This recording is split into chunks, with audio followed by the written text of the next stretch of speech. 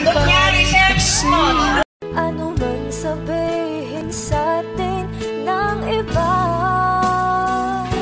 ika'y akin, ako'y sa'yo. Hello Kathden fans! Ito na nga, in love ang inyong box office queen mga kasambreros. Kasi nilike niya itong picture ng isang friend niya ata mga kasambreros na nakaano nga sa Paris mga kasambreros, no? Tapos ang caption dito sa picture ay spoiler alert, it will all work out and one day you will be in Paris with your boyfriend watching the Eiffel Tower sparkle. So sparkle, okay, taga GMA sparkle art.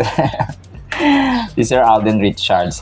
So ito pa parang pahiwatig lang niya mga kasembreros, no? Na siya po ay kasi nilike niya yung post na ito, tapos yung syempre na pag nilike niya, ibig sabihin yun ang status ng kanyang puso mga kasembreros. So ang caption kasi dito ay Melissa Jonet, or a 12-year-old self dreaming about going to Paris with my love is screaming and crying right now. So parang nakapunta siya doon. So siguro dream din ni Ma'am Catherine, no? And narinig ninyo yung mayor ng Laguna, si Mayor Eileen yata ito. Mayor Arlene pala, no? Kung parang pag nagpangasawa si Catherine ay taga dapat Laguna, no? At saka kababayan. So alam na. But that was part ng kanilang Hello Love Again promo mga kasembreros. Nililinaw ko dito kasi may mga nagko-comment na 1 year pa yung video. Parang hindi sila nila naiintindihan mga kasembreros ang takbo ng pinipaniwanag natin. So yun po, no. Pero ito po ay part ng So last year mga kasembreros yung kay Mayor Arlene, na kung saan ay sagot na niya ang reception ng kasal, tapos dapat taga Laguna, yun ang condition. Tapos yung kilig niya phenomenal box office queen at saka ni phenomenal box office king ay halatado mga kasembreros, no. So nasa season pa sila ngayon ng trabaho dito, trabaho doon mga kasembreros. Pero malamang sa malamang nasa 30s, hindi dapat lalagpas si Ma'am Catherine kasi mahirap mga anak kapag kapag nasa 35 and above mga kasembreros. Pero yun, talagang ini-enjoy niyo muna ngayon ang singleness mga kasembreros. So kung in love man siya ay dito aabangan natin mga kasembreros ang Kathden grand wedding. Pinaasa talaga yung magagalit na naman yung mga bashers natin. So yan sila. And then ito, so update tayo mga kasembreros. Back to back ang awarding or ang recognitions ng Kathden mga kasembreros. Kasi nga dito sa Gawad Parangal mga kasembreros ng Bayaning Pilipino, ayan nominated si Sir Alden at saka ang Hello Love Again at saka yung Content Asia Creative Awards mga kasembreros ngayong 2025. Ayan na siya, nominated din ang highest grossing Filipino film mga kasembreros. So unahin ko na itong Content Asia Awards 2025. Grabe, no? Kaliwat kanan pa rin mga kasembreros. Sabi dito, ABS-CBN, a leading Philippine media and entertainment company, continues to make its mark on the global stage, bagging 5 prestigious nominations at the upcoming Content Asia Awards 2025. So 5 mga kasembreros na sa kapamilya. Nominations highlight the company's excellence in storytelling. So yun nga, number 1 talaga dito yung Hello Love Again mga kasembreros na highest grossing Filipino film of all time. Top billed Bebe Catherine and Alden mga kasembreros, and nominated sila for best movie ang Hello Love Again mga kasembreros, or telemovie made in Asia, while its theme song Palagi, performed by Casey Tandingan and TJ Monterde, earned a nomination for best original song created in Asia for an Asian TV series, program, or movie. Grabe, no? Back to back. Si Ma'am Catherine kasi last year nanalo rin dito na parang best actress yata sa content or Asia, best Asian feature film naman yung A Very Good Girl para last year mga kasembreros sa Content Asia Awards 2024.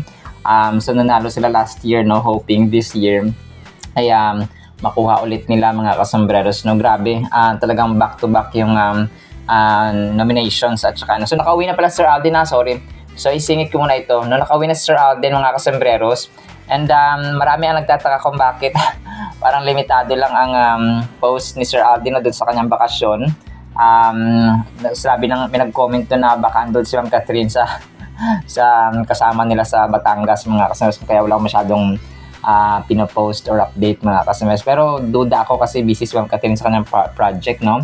Not unless na merong mag-post mga kasomers. Pero nga, no, nakauwi na si Sir Alden sa Laguna.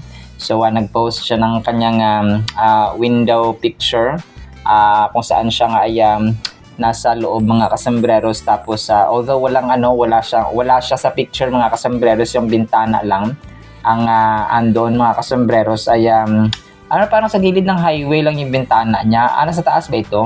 Kasi parang sa baba lang, parang ganun mga kasambreros. So ito po yun, yung kanyang window mga kasambreros niya.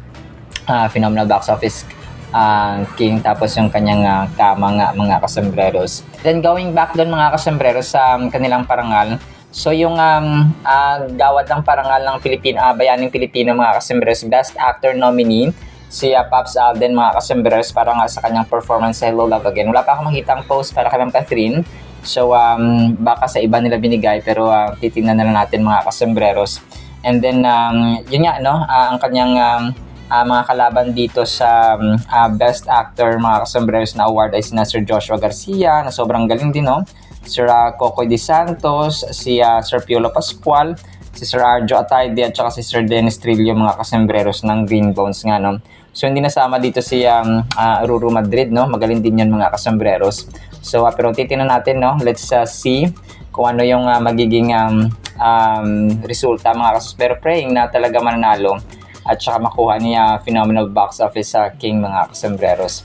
And then ito, yung prayer niya of course, no, for today, actually kagabi mga kasambreros, hindi ko na naisama. Sabi niya dito, Dear God, thank you for the freedom from shame or kahihiyan that I have in you, as your word says in Romans chapter 8 verse 1. Grabe, ang ganda nito. There's now no condemnation for those who are in Christ Jesus.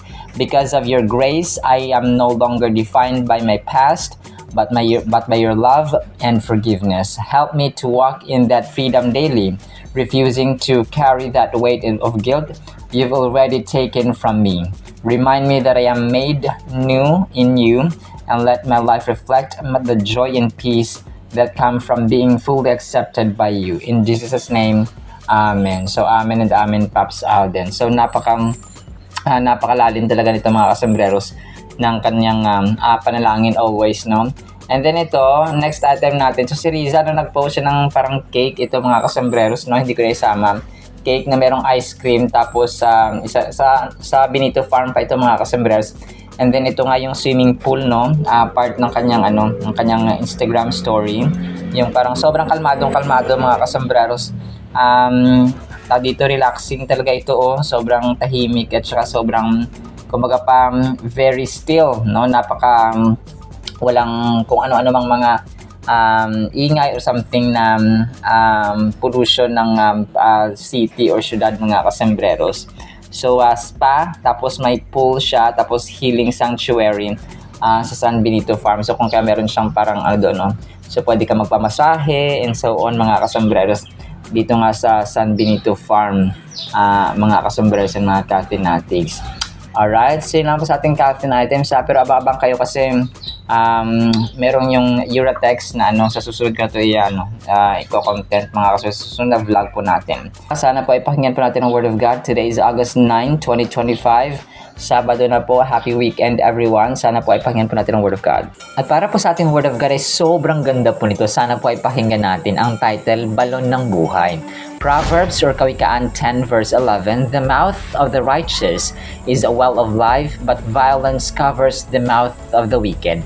Napakaganda. Dalawang tao, mga kasambreros ang pinipicture at ginagawang halimbawa dito. So mouth, kasi yung balon, 'di ba, or well mga kasambreros ay sinasabing well of life kasi kung wala ang balon ay walang tubig.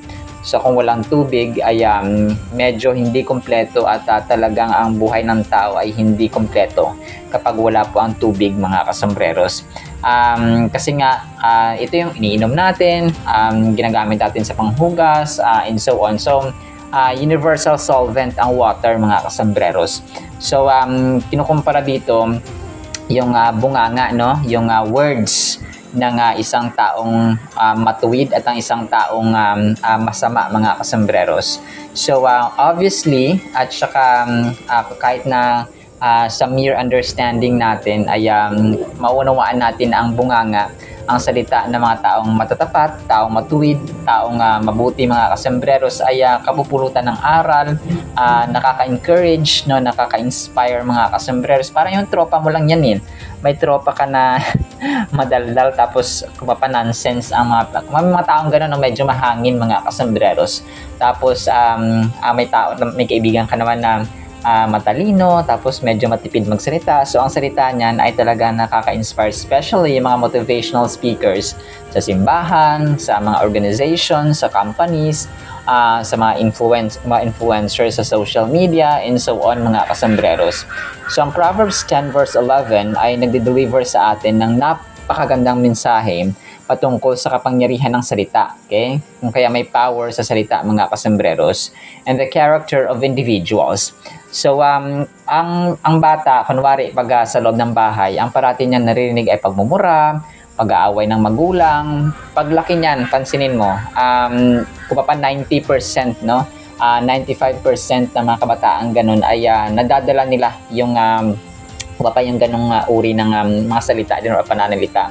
And then, parang nakakasira kasi yan ng character, mga kasembreros. So, verbal abuse, yung mga blasphemies, yung mga bad words, mga kasembreros, ay talagang hindi nakaka-build up ng ugali at saka ng pagkatao. Kung parang sinasaksak mo ang isang tao, sinasaksak mo ang isang anak, ang isang bata, parang hindi siya literal na kutsilyo, pero parang mo siyang sinasaksak kapag verbal abuse at saka mga curses, no, yung mga sumpa at saka masamang salita na mga bad words na sinasabi mo, mga kasembreros. So it's like stabbing them, mga kasembreros, na hindi man literal at physical, pero sa verbal at saka yung spiritual, mental aspect nila at emotional aspect ay kasi masakit yun, no? Kapag sobrang pananalita na masasakit, mga kasembreros, lalo ng mga bata, kapag hindi yung magulang ay talagang nagger or talagang hindi madisiplina sa kanilang salita, ay hindi po siya maganda, mga kasembreros.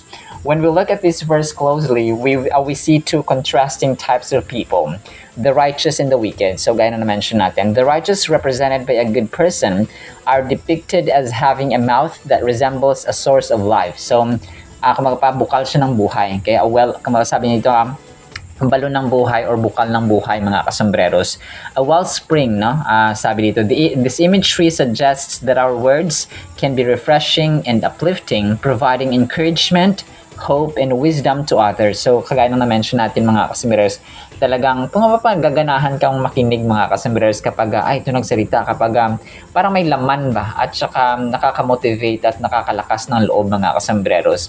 Kasi kunwari, bumagsak sa exam, tapos ang approach ng nanay mo at saka tatay mo ay, ayan, kasi BO, o kasi hindi ka nag-aaral, o kasi ayan, sige, o ganyan sa mga, parang hindi mo na ma-picture out yung itsura ng anak, kasi nga, imbis na sabihin mo na, ganito dapat na sabihin mo, okay lang yan, anak, no, bawi tayo next time, no, kaya mo yan, so aral ka lang na mabuti.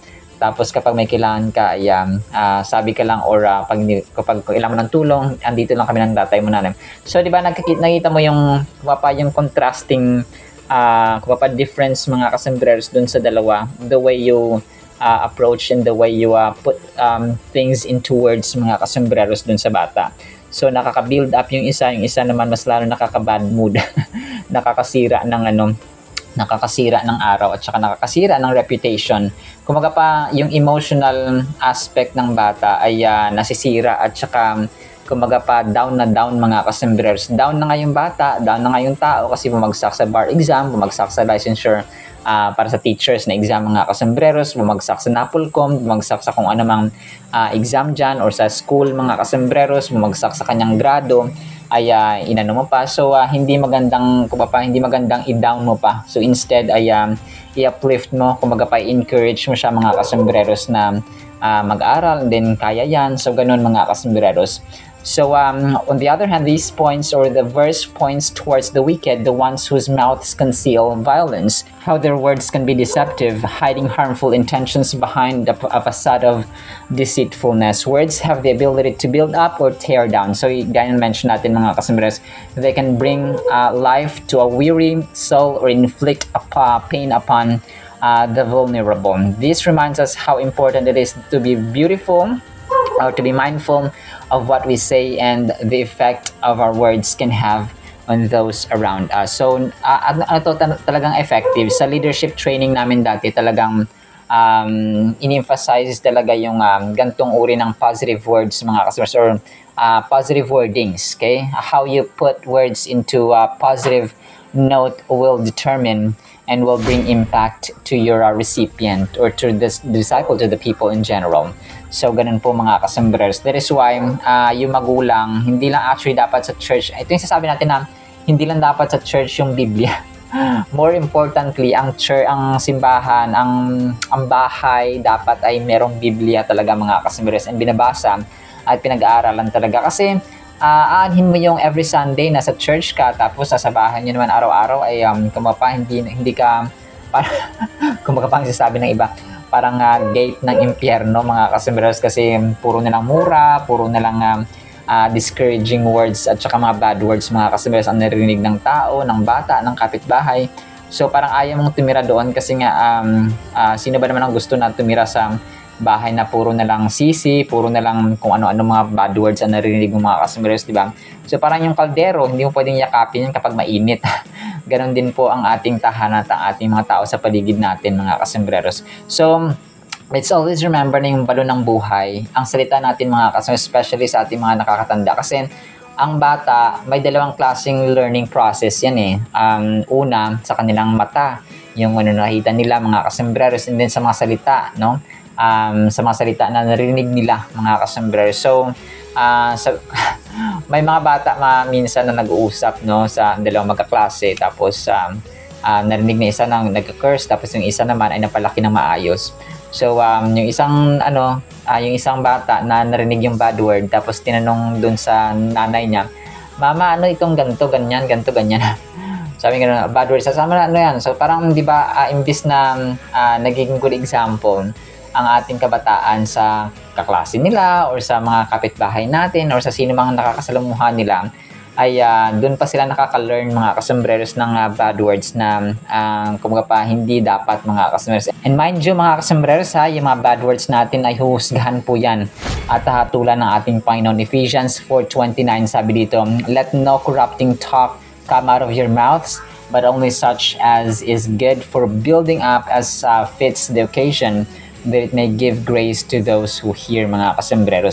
And sabi dito sa Matthew 12:36, "I tell you," Jesus Christ speaking, "on the day of judgment, people will give account for every careless word they speak." So lahat ng kumapa ng salita na kanilang sinasabi na walang kabuluhan at saka masasama mga kasombrers ay i-judge ng Panginoon. So malinaw na malinaw ito mga kasombrers.